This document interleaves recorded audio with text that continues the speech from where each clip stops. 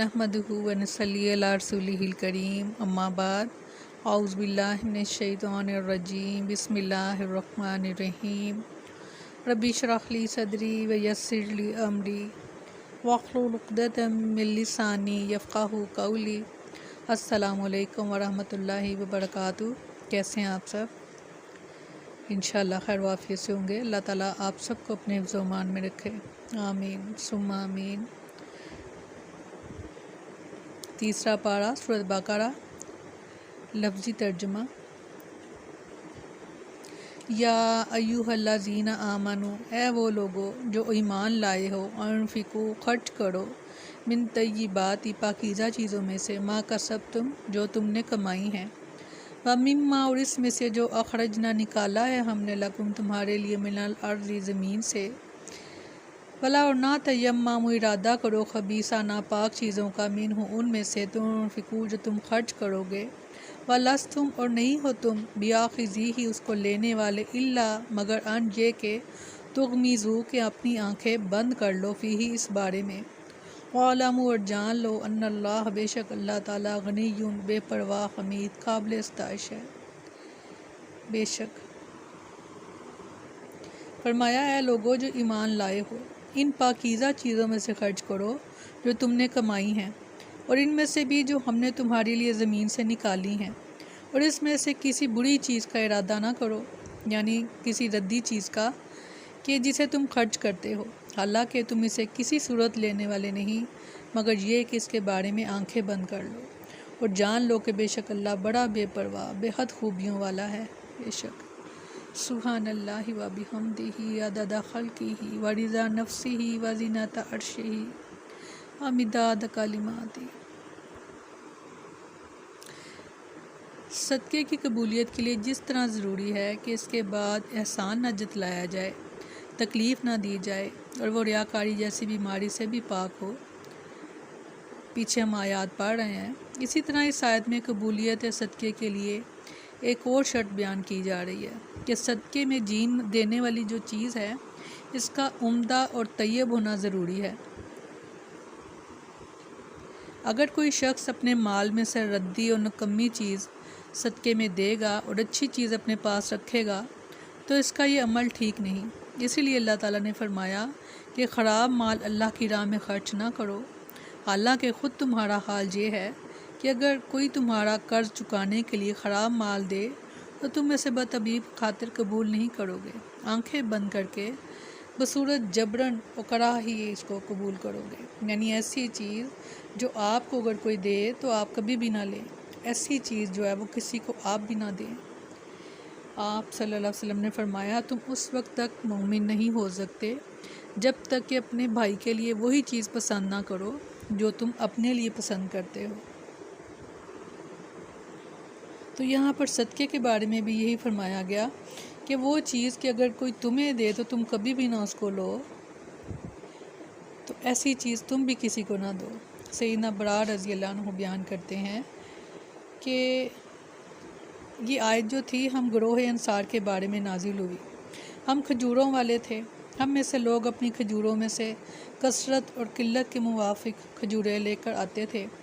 कोई एक खोशा या दो खोशे लेकर आता था और उसको मस्जिद में लटका दिया करता था, और अहले सुफ़ा का ये हाल था कि इनके पास खाने के लिए कुछ ना होता था। इनमें से जब कोई आता तो खोशे के पास आकर इसको असा से ज़रब लगाता तो इसमें तर और खुश खजूरें गिर पड़ती, जिन्हें वो खा लिया करता था।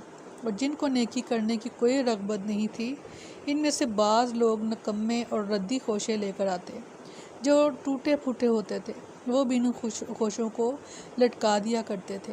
तो अल्लाह तबारक व तआला ने यह आयत नाज़िल फरमा दी, क्या लोगों जो ईमान लाए हो, इन पाकीज़ा चीज़ों में से खर्च करो जो तुमने कमाई हैं, और इनमें से भी जो हमने तुम्हारे लिए ज़मीन से निकाली हैं, और इसमें से रद्दी चीज़ों का इरादा ना करो जिसे तुम खर्च करते हो, हालांकि तुम इसे किसी सूरत लेने वाले नहीं, मगर ये कि इसके बारे में आंखें बंद कर लो और जान लो कि बेशक अल्लाह बड़ा बेपरवाह बेहद खूबियों वाला है। बेशक سیدنا برا رضی اللہ عنہ کہتے ہیں پھر ہم میں سے ہر ایک اچھی کھجور لاتا جو اس کے پاس موجود ہوتی، تو ایسا ہی عمل ہم نے بھی کرنا ہے اپنی زندگیوں میں، اسی طرح ہی سمینا و اطعنا، ہم نے سن لیا اور مان لیا، ایسا ہی عمل ہم سے بھی درکار ہے۔ تو یہ بات یعنی اس سے مراد جو ہے وہ ہے کہ عمدہ مال، جو عمدہ چیز آپ کے پاس ہے، اور اسی طرح اس میں وہ مال بھی آ جاتا ہے جو حلال طریقے سے کمایا ہوا ہو۔ بس معنی یہ ہوں گے کہ اللہ کی راہ میں پاکیزہ اور حلال طریقے سے کمایا ہوا مال خرچ کرو، خبیث یعنی حرام مال سے صدقہ قبول نہیں ہوتا۔ سیدنا ابو ہریرہ رضی اللہ عنہ بیان کرتے ہیں کہ رسول اللہ صلی اللہ علیہ وسلم نے فرمایا، اللہ تعالیٰ پاکیزہ مال ہی قبول کرتا ہے۔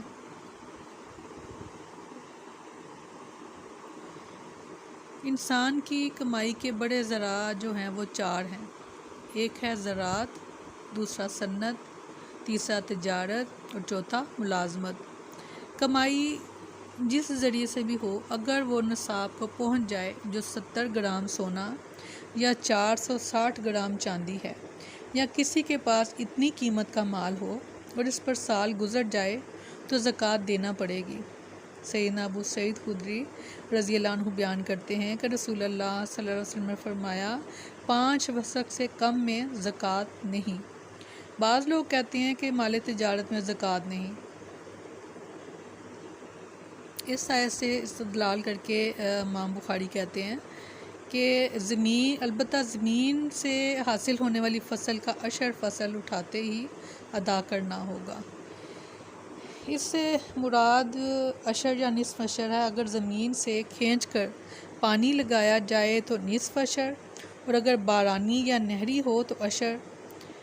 سیدنا عبداللہ بن عمر رضی اللہ عنہ بیان کرتے ہیں کہ رسول اللہ صلی اللہ علیہ وسلم نے فرمایا، جس زمین کو بارش اور چشموں نے سیراب کیا ہو یا وہ خود بخود نمی سے سیراب ہو جاتی ہو، اس میں 10واں حصہ ہے، اور جس کو کنویں وغیرہ سے پانی کھینچ کر سیراب کیا جاتا ہو، اس میں 20واں حصہ ہے۔ یہ ہے ہمارا دین جو ہر حال میں قابل عمل اور آسان، انتہائی آسان، اور کسی پر بھی کوئی ظلم نہیں کیا جاتا۔ الحمدللہ دین ہمارا دین فطرت ہے جس میں کسی پر بھی کوئی زیادتی نہیں کی جاتی۔ سبحان اللہ۔ ان آیات کو سمجھیں، ان پر غور کریں، اور اتنا زیادہ صدقے کی طرف رغبت جو ہے دلائی گئی ہے، اور ہر طرح کی آسانی کے ساتھ، اور یہ بھی بتا دیا گیا کہ صدقہ اگر دیتے ہو تو ایسی چیز میں سے دو کہ جو پاک اور صاف اور اچھی چیز ہے، تاکہ اللہ تعالیٰ کو خود پاک ہے، اس لیے وہ پاک مال کو ہی پسند فرماتا ہے۔ اللہ تعالیٰ ہمیں اچھا عمل کرنے کی توفیق عطا فرمائے۔ سبحانک اللہم و بحمدک، نشہد ان لا الہ الا انت، نستغفرک و نتوب الیک۔ سبحان ربک رب العزت عما یصفون، وسلام علی المرسلین، والحمد للہ رب العالمین۔ السلام علیکم ورحمۃ اللہ وبرکاتہ۔